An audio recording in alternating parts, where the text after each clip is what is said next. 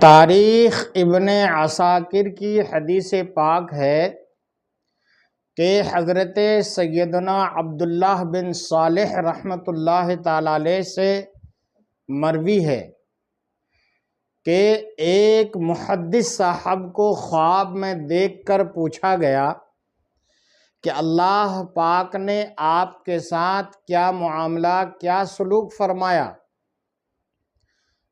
تو انہوں نے کہا کہ اللہ پاک نے مجھے بخش دیا۔ پوچھا گیا کس سبب سے؟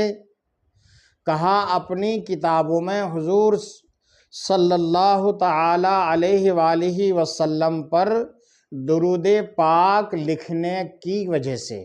سبحان اللہ، سبحان اللہ، ماشاء اللہ۔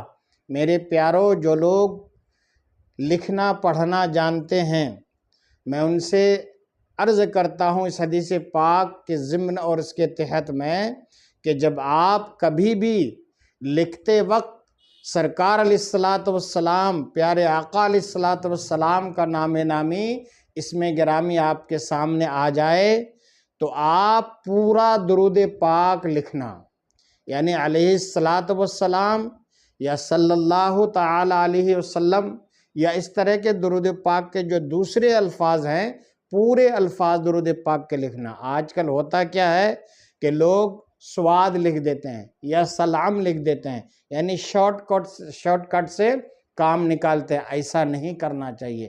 آپ نے حدیث پاک میں سنا کہ محدث صاحب سے پوچھا گیا کہ اللہ نے آپ کے کس سبب سے بخشش فرمایا؟ حضور پاک صلی اللہ تعالی علیہ وسلم پر درود پاک لکھنے کی برکت سے۔ تو جب بھی آپ لکھنے بیٹھو دینی بات، دینی تحریر، اور جب سرکار کا نام نامی اسم گرامی آئے تو آپ کے نام کے ساتھ پورا درود پاک صلی اللہ تعالی علیہ وسلم لکھا کرو۔ انشاءاللہ اس کی برکتیں آپ کو یہاں بھی دکھیں گی اور آخرت میں بھی انشاءاللہ دکھیں گی۔